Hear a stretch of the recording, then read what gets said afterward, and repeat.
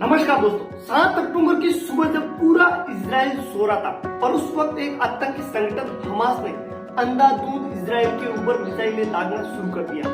मात्र 20 मिनट के अंदर 5000 से ज्यादा मिसाइलें दागी और इतने कम वक्त के अंदर इजराइल को संभलने तक का मौका नहीं मिला और इस हमले के अंदर 700 से ज्यादा लोगों की मौत हो गई और 2100 से ज्यादा लोग घायल हो गए। इतना बड़ा आतंकी हमला, इसके बारे में इजराइल को भनक तक नहीं लगी। पिछले 50 साल के अंदर देखा जाए तो ये सबसे बड़ा आतंकी हमला माना गया है जिसको इजराइल रोकने में नाकामयाब रहा। इजराइल के साथ साथ पूरी दुनिया के अंदर सबसे खुफिया एजेंसी माने जाने वाली मोसाद, जो कि इजराइल की खुफिया एजेंसी है, उसको भी इस हमले की जरा भी भनक तक नहीं लगी। हालांकि इससे पहले हमास ने इजराइल के ऊपर जितने भी हमले किए उसके अंदर भी मिसाइलें दागते, वहां पर पथराव करते, लोगों के साथ कैजुअलिटी करते, मारपीट करते और उसके बाद वे वापस भाग जाते।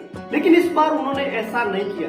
इस बार हमास ने पूरी तैयारी के साथ इजराइल के ऊपर अटैक किया। उन्होंने पानी, जमीन और आसमान तीनों ओर से इजराइल को घेर लिया।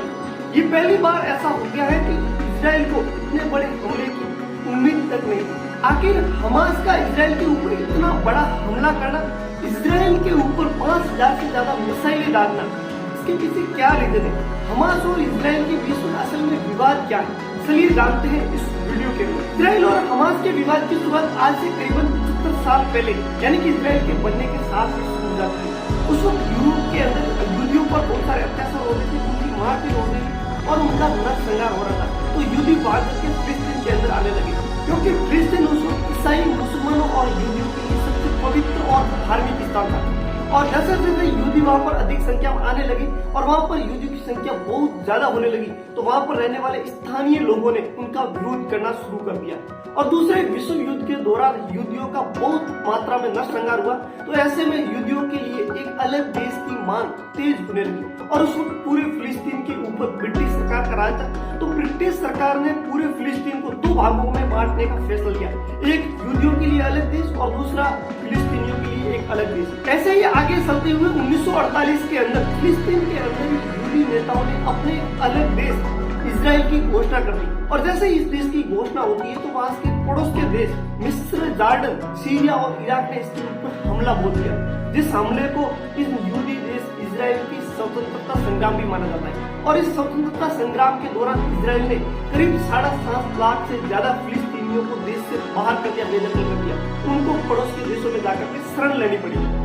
इस जंग के बाद में फिलिस्तीन का ज्यादातर हिस्सा इजराइल के कंट्रोल में आ गया और बाकी वजह से फिलिस्तीन के भी 2 टुकड़े होंगे, एक गाजा पट्टी और दूसरा हो गया फिलिस्तीन, जिसमें गाजा पट्टी के ऊपर भी 2005 तक इजराइल का ही अधिकार रहा। 1970 के अंदर फिलिस्तीन के अंदर अपने हक की मांगे तेज होने लगी, तो एक संगठन बनाया गया जिसका नाम रखा PLO, जिसने कई इजराइल के अंदर आतंकी हमले किए, आत्मघाती हमले किए। पूरे 2 दशक यानी कि 20 वर्षों तक ये हमले जारी रहे। उसके बाद में इजराइल और फिलिस्तीन के बीच में एक शांति समझौता होता है जिसका नाम रखा ओस्लो शांति समझौता। लेकिन वहीं पर फिलिस्तीन के अंदर एक और संगठन पनप रहा था जिसका नाम था हमास, और इस हमास संगठन को शांति समझौता बिल्कुल पसंद नहीं है। यह संगठन 1987 के अंदर प्रॉपरली सामने आता है बनकर और 1997 के अंदर अमेरिका इसको विदेशी आतंकी संगठन घोषित कर देता है।